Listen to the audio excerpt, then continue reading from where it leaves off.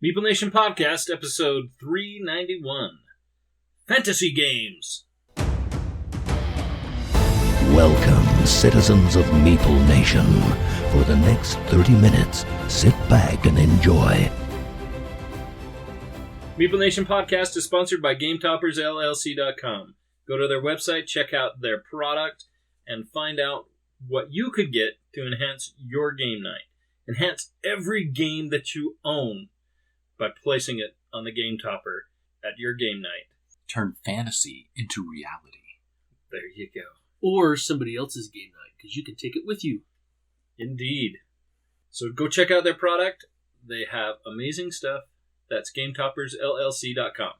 Welcome to Meeple Nation. We are your hosts. I'm Andy Holliday. I'm Nathan Howard. And I am Dave Holliday.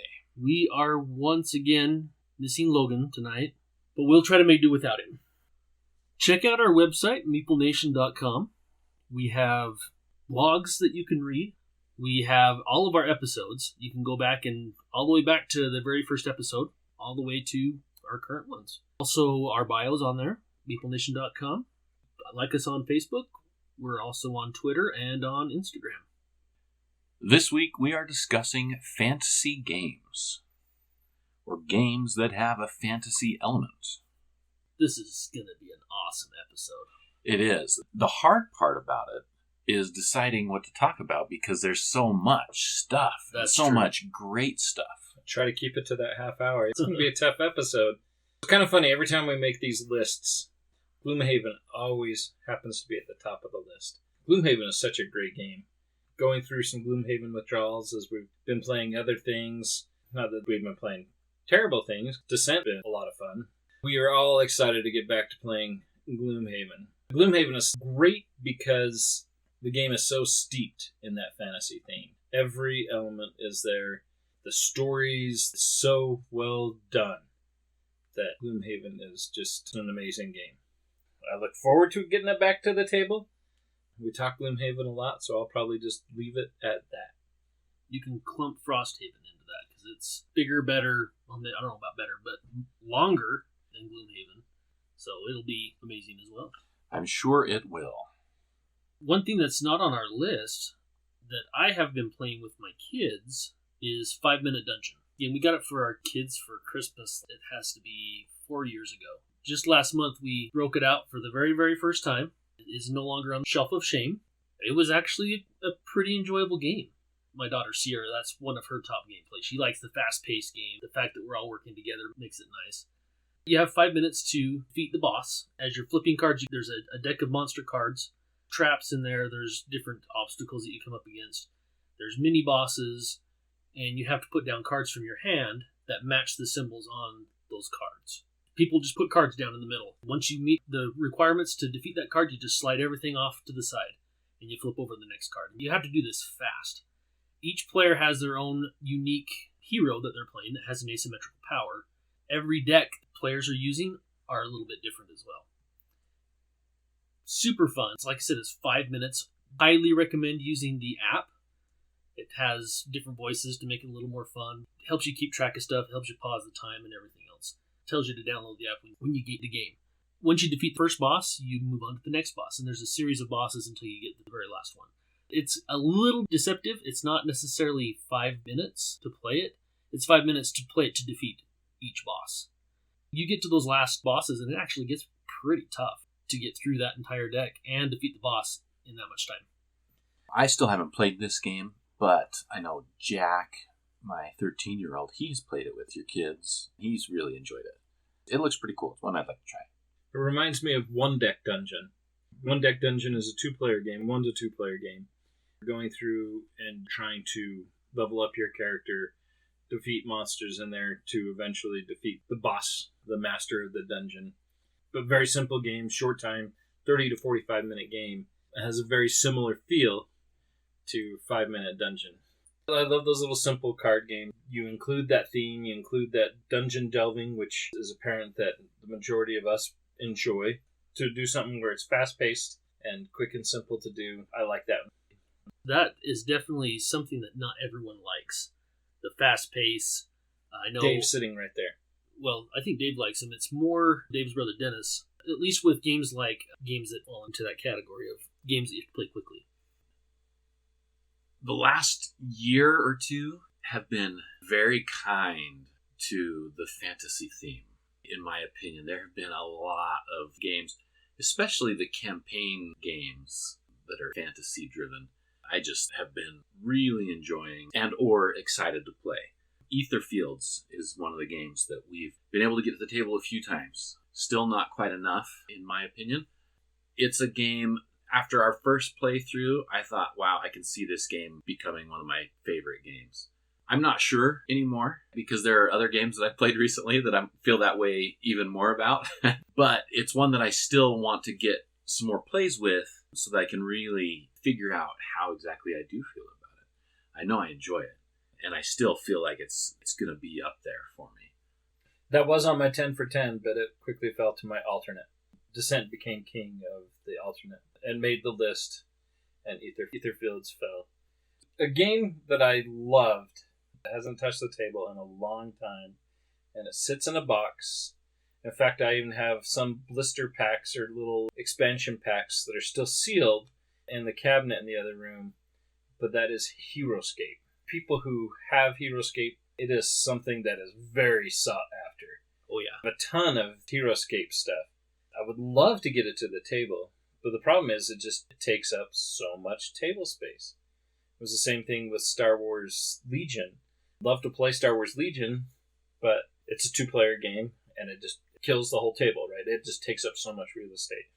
HeroScape, every time I've played it, I've thoroughly enjoyed the whole fantasy theme of it. You got your dragons, you got mythical monsters, you have your warriors, and there's even a Marvel set, so you can include some of that stuff in there as well. All these mythical creatures that are in here. You're going to compose a team, build out your terrain, go head-to-head with somebody, or in teams. You can do it in teams.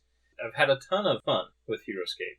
I just wish we had more time. If only they made a 4 by tabletop 8? that was like 4 feet by 8 feet. You know what I mean? You know what? Do they make those? Quit making fun of my small Watsons. Just because Andy's got the big table. But still, Andy only has 2 tables. To have HeroScape set up, I would need at least 3 tables. Because we use the 2 tables on a regular basis now. To have something committed to that table, I need a 3rd table. So what you're saying is we need to play HeroScape at my house and leave it up on one of the tables. And then just play regular games on the other one. I don't think your kids could resist HeroScape. They could. They're old enough. They could. I would say the only one we'd have to worry about is My Little. That is true. Yeah. I would love to play HeroScape more. It was fun when it first came out. It only got put away because of the real estate it took up. Like you said, I am shocked by how much money people pay for just the terrain pieces for HeroScape. It is crazy. I got a big banker box that has everything snapped together, full. Wow. We got to play Tidal Blades for the first time. Oh, don't even talk about this. Because I didn't get to play it yet. Nathan and I got to play Tidal Blades. You cheated on me? It wasn't online, so it doesn't matter. My first time playing it was actually at SaltCon in the summer. I bought it from a guy under the condition that he teach the game to me, which I'm so glad that we did that. So nice to not have to read the rules, since there are so many games that we are constantly trying to read rules for. Nice to be able to play it right away and not have to wait until you yeah. finally get around to reading the rules, right? Right, absolutely. It was a Kickstarter version, so the expansions in it and just all the upgraded pieces. It's a really kind of a beautiful game. Having had played it, it's a fun game. It is. So you would like it so much, Dave. You would. Yeah. Your heroes, and you're going to different aisles. It's a worker placement, taking actions with your hero, drawing cards. You're performing feats, and you're trying to upgrade your character's abilities. There's also monsters that come in attacking, and you gain points for defending against the monsters, or attacking the monsters, rather. But if you don't, then there's also penalties for that. Quite a few ways to get points in this game. Overall, there's just a lot to do. Different directions that you can go, and one thing that Dave would not like about Tidal Blades, you want to get your guy completely upgraded, where all your abilities are he's super powerful. Yeah, that's not going to happen. It does feel like it's rushed. I was upset. And I was complaining, what do you guys think this is, Race for the Galaxy? I was very disappointed that I didn't get to evolve my character as much as I did. The Browns are limited. Go into each of these arenas and trying to meet the challenges, level up your character, level up powers, and gain abilities. You're so disappointed when the game ends that you didn't get to evolve your character very far at all. I like how upgrading, you have to kind of decide what you're going to go after as far as your character's abilities. As you increase those stats, it will unlock other things. For example, I can't remember if it's, I think it's Spirit. If you go up in Spirit, it's going to raise your hand size, so you can have more cards in hand. If you go up another stat, it's going to let you gain an ability card that will be a permanent ability that your character has for the remainder of the game. You have to decide between the 4 stats that you have what you want to increase. And I could be wrong on this because we haven't played it a ton. I've only played it twice. But it seems like it's more beneficial to focus on 2. And you kind of go up a little bit in the other ones. You have to kind of do a little bit in everything. But if you focus on 2, you seem to get more of a benefit. Plus, as you're going up those dials, you're also getting more points for having those stats higher up on the dial. Kind of going along the lines of what you said, Nathan. I wish when you take an action, you're going to move your miniature over, but one of your colored discs underneath. And that disc stays there, so it locks that action for the remainder of the round. And I really wish that you had an extra disc. Absolutely. Like from the very beginning of the game, right? Just one extra disc to allow you to just take one more action each round, I think would make the game a little more enjoyable, personally. Maybe make it feel like it's more complete. Yeah. Very much felt like it was incomplete. Yeah. It could be exactly by design that you're not going to reach that developed skill, that developed ability, but still very much enjoyed the game. Look forward to playing my copy sometime if you teach me how to play again. A few weeks since we've played that one, I would need a refresher for sure. So I'm going to briefly mention a game I haven't played. I brought it up before. It's a game that is on my list. I'm bringing this one up to ask anybody listening if you have played this game, and if you know this game, send us don't send us a letter in the mail. Send us a message. Message us. Let us know. Let me know, is this game worth it? Should I be desiring it so much? But Cerebria, The Inside World.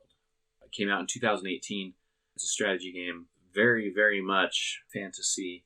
Like I say, I don't know. It's been on my desirable list for a long time.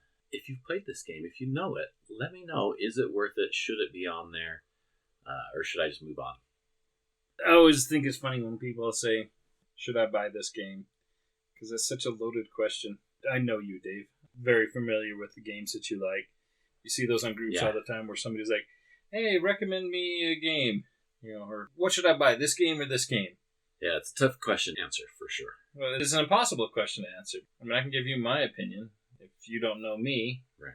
It's tough to get a full recommendation, but you might have some people that really enjoy that have played it, Dave. We will find out. So one that did make the list that I was kind of surprised, and Andy, you haven't played this game yet, is Big Trouble in Little China. I want to play that. Same here. Very badly. You haven't played it, Dave? I still haven't, no. Oh. This is my all-time favorite movie. I could watch Big Trouble in Little China any day of the week, every day of the week probably, and not be bored of it. Probably start irritating people. This is one of those shows, if you're watching it with me, I'll be parroting all the dialogue, throwing out all the quotes, having a hard time not throwing out quotes right now. Big Trouble in Little China pays great homage to the movie. You can play as any of the characters that are in the movie. You can play as Egg Shen, you can play as Jack, you can play as Gracie Law, and you're going through and you're battling against Lo Pan and his warriors and his underworld. Scenario book fills in some of the gaps that are in the movie. The characters develop and you get some more of that story, like what Gracie Law is looking for, some of the back history of Egg Shen, his involvement, resistance of the armies of Lo Pan. Very well done. Love it. Full of really cool miniatures, Dave. You would love these miniatures. Great movie. And even a great game. We should get this to the table so you guys can experience it. Yes, I agree. And that's Big Trouble in Little China, the game. And funny, the last 2 times that I've gone to BGG, I've met up with the same group and played it 2 times in a row at BGG. So I can't play with you guys if I'm playing with them. We'll have to see. We can try to get it in at BGG for sure. The game I mentioned last week, but is worth mentioning again here for sure, is Clank, and all of its glory and all of its iterations. Clank, if you have not played this is a fantastic game that you really need to try. It mixes a lot of elements of deck building, which I think it does a good job of. There are those games that do deck building and don't do it so well. Anyway, Clank does a good job of the deck building part of the game. But then it's also kind of an exploration game where you move your Meeple through a dungeon or through space, depending on which game you're playing. Basically going down trying to find artifacts. Sorry. Ever since the movie The Rundown, I have a hard time saying the word artifacts without saying it the way that crazy Scottish guy says. Anyway, you're after artifacts, as well as a bunch of other stuff. There's just tons of ways of getting points in this game throughout the exploration of this dungeon. As you are going, there's either a dragon or there's an adversary. There's a dragon or a mummy that is going to be attacking throughout the game. The whole idea of Clank and the name Clank is trying to be quiet, but it's hard to be quiet, especially with all this treasure you're gathering. So you make clank, you make noises, and every time you make a noise, you throw a cube of your color onto the board. And then when the dragon attacks, those cubes get put into this bag and you randomly draw out however many cubes you're told to on the danger track. If your cube gets drawn out, you suffer a wound. And if you suffer too many wounds, you die. It's a really, really, really fun game. This is one of those games that the more I've played it, the more it solidifies itself as a good game. I really enjoy Clank. Like mentioned last week, we played the Clank 6-player with the asymmetrical powers. We still need to try out some more of those characters that are in the other acquisition boxes. Clank is a great game. It just needs a bigger box. It needs a big box expansion. That's for sure. Definitely need to finish playing the Legacy version. Indeed, we do. As well. Yeah. Bring up Clank and it quickly leads me right to Thunderstone Quest. It's another great fantasy deck building game that I also think does the deck building very well. Thunderstone came out, and then it was Thunderstone Advance, and now Thunderstone Quest. Thunderstone Quest has had 3 big boxes that have come out now. Each have been full of great content, does that whole fantasy deck building theme very well. I agree. Thunderstone Quest, years ago when we were first playing Thunderstone here, that was all we played for quite a while. Oh, we're doing Thunderstone again. And I didn't love it when we first were playing that game. I don't know what it was. It's hard for me to wrap my head around the dungeon and the light. You have this light, but then you have a penalty, and we probably played that game 60 times before I finally started to go, okay, I'm starting to like this game. And now I love it. And Thunderstone Quest, for me, I love that game. In fact, that's a game that we started at our family game night, going through the campaign from start, hopefully, to finish. Hopefully. You bring up the original Thunderstone, and Nathan said it moved to Thunderstone Advance. You could still use your regular Thunderstone game. It was kind of an addition, kind of not. It wasn't very clean and very smooth. Agreed. Transition between those two. And then they did it right with Thunderstone Quest. Absolutely. It is fun. The campaign's awesome. Kind of have the same cards at first, and then you're just progressively getting different cards brought in, and you get to keep cards in your starting deck as you're going through the campaign. It's well done. We've had a lot of fun with it. And like Dave said, hopefully we'll finish it. Been accused of having too many campaigns going at once. May or may not be true. It's probably true. I don't think so. I think it just means we need more game nights. Oh, that's definitely true. Yes. Yeah. We were talking about card games, Thunderstone and Clank, but one of my favorite fantasy card games is Fairy Tale. Andy, have you played Fairy Tale? I don't think I have. Fairy Tale is a drafting game, card game. Players will have a hand of 5 cards, and they'll end up drafting 3 of those cards, discarding the other 2, and you do that over 4 rounds. You use these cards to form a combination of point value. You can have riders that have to combine with mounts. There's 4 different factions. Some of those have friendships that you have to get those together. And each faction has a generic hero that is worth 1 point. But if you have 2 of them, they're each worth 2 points. And if you have 3 of them, they're each worth 3. Without fail, somebody starts to try to gather these to use that combination to win points. Very simple, very quick game. One of my favorite fantasy games. It's a filler game. I wouldn't necessarily say it's complex, but it has strategy in it. Yeah.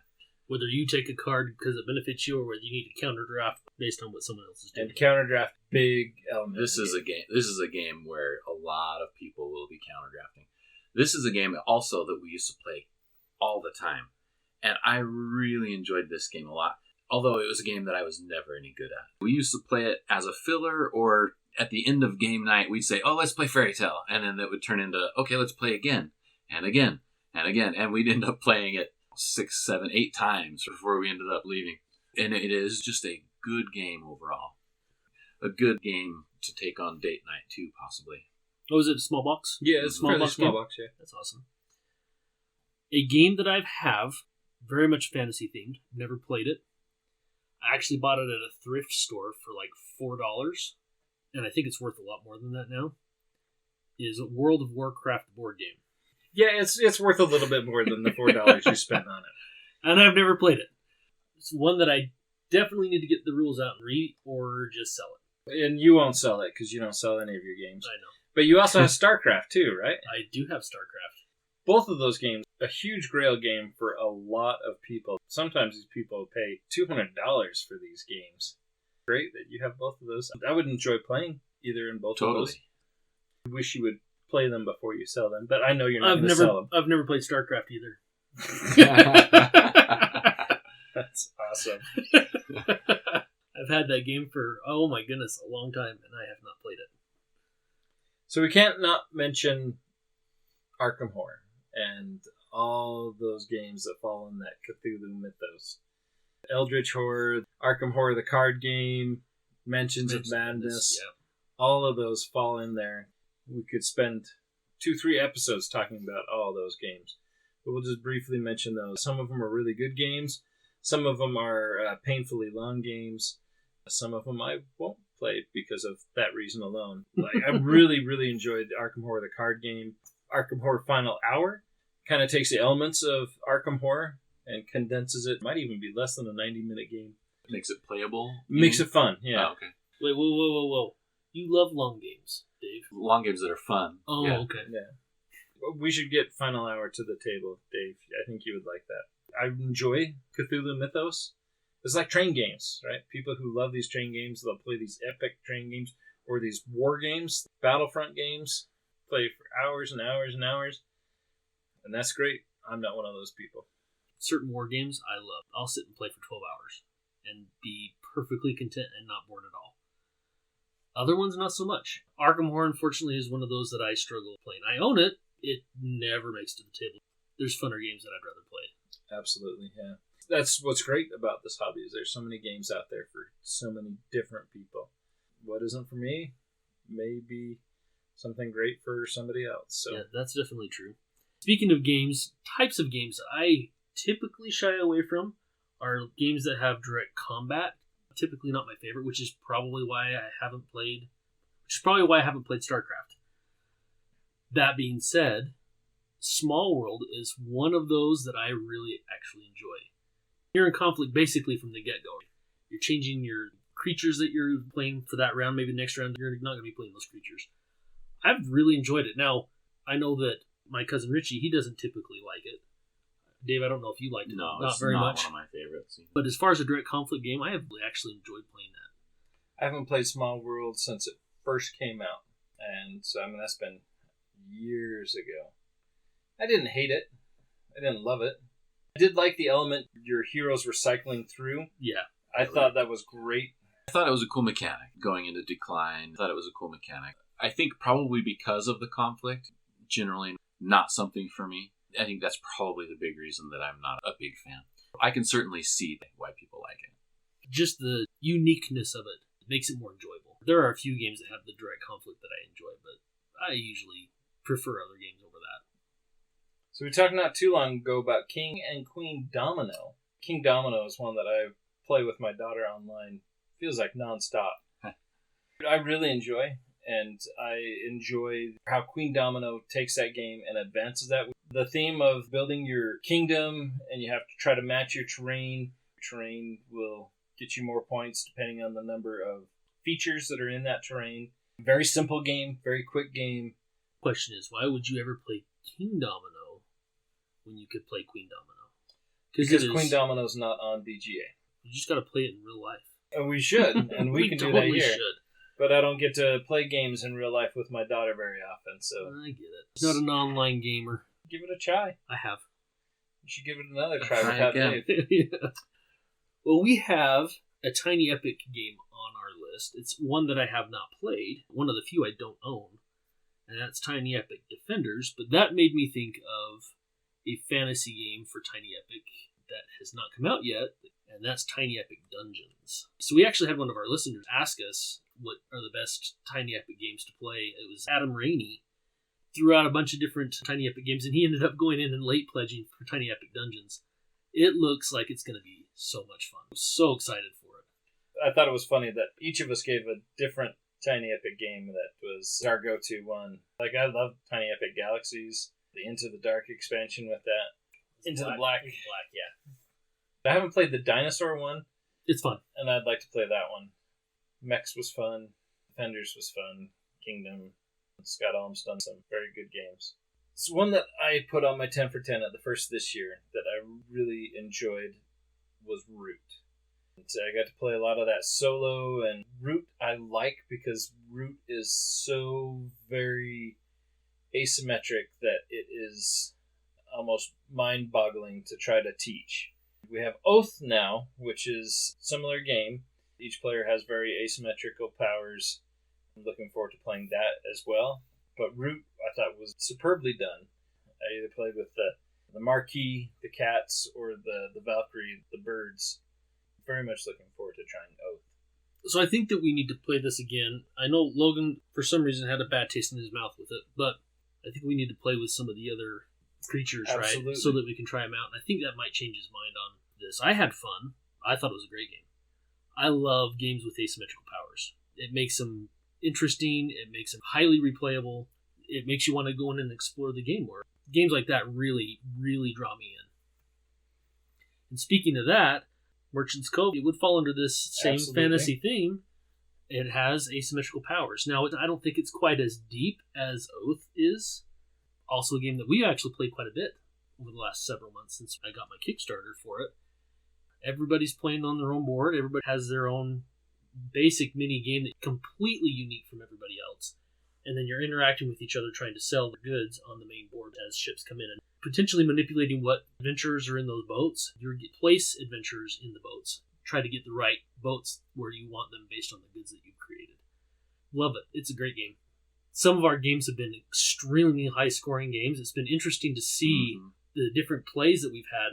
Some haven't been super high-scoring, and others, it's just like, oh my gosh, like everybody scored really high.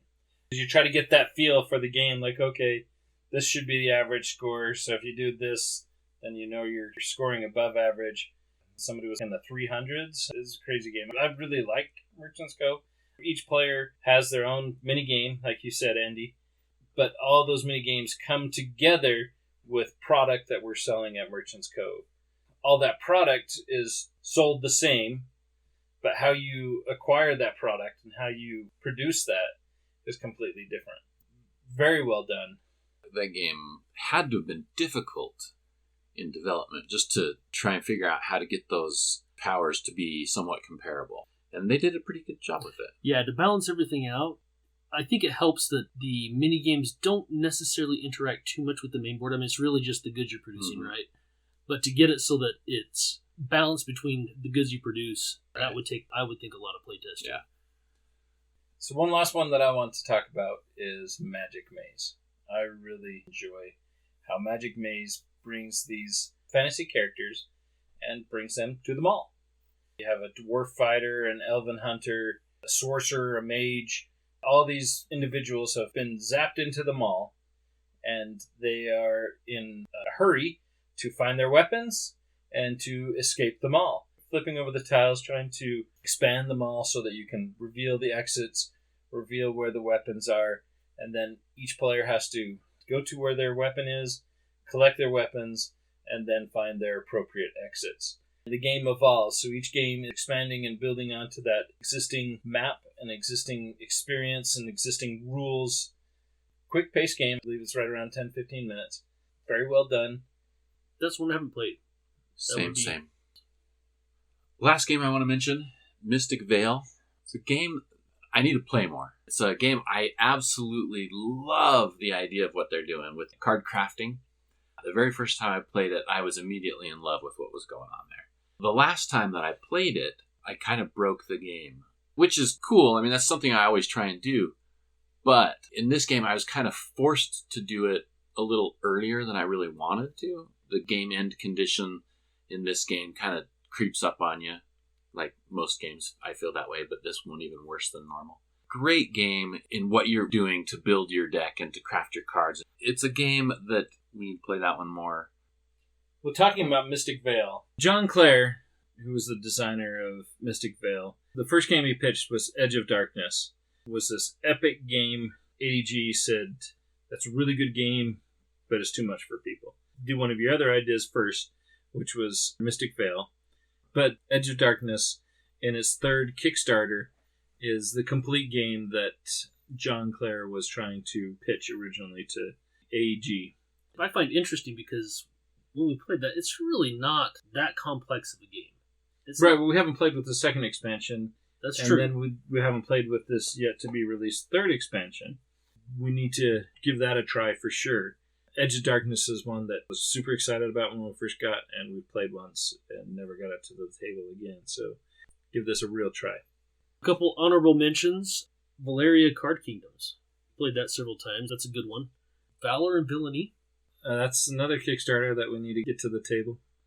Sword and Sorcery, another campaign game that we need to try. That is one I want to play. It looks, of course, it's a campaign game, so it looks fun. Seafall. And Seafall. It's not a fantasy game, though. It can be. In Dave's, it's a fantasy of mine. In Dave's world, it's fantasy. Not that kind of fantasy, dude. Drawn to Adventure. The King's Dilemma, originally played on Board Game Arena. As we mentioned at the beginning of the episode, we could talk for a long time about different fantasy games, but I think we're going to have to wrap it up. Next week, we'll talk about a couple more. Later on, we will give more thoughts into Descent. Oh, you weren't supposed to tell them. Legends of the Dark. Yes. In between there, we'll talk about some Halloween games, I'm sure. Can't have October without Logan wanting to talk about Halloween games. True that. Until next time, we'll see you in that fantasy realm at the game table. As always, we want to thank you for listening. Check out our website. We have all sorts of cool things there. Love those blogs. Get a deeper look into the writing side of Meeple Nation. Join our Facebook group, Meeple Nation Off Air. I look forward to seeing you there. Follow us on Twitter, @Meeple Nation. We also have Instagram. Under the same name. We also want to thank our sponsor, GameToppersLLC.com. We love their product. They have so much goodness out there. And we also want to thank Braiding Detergent for our music.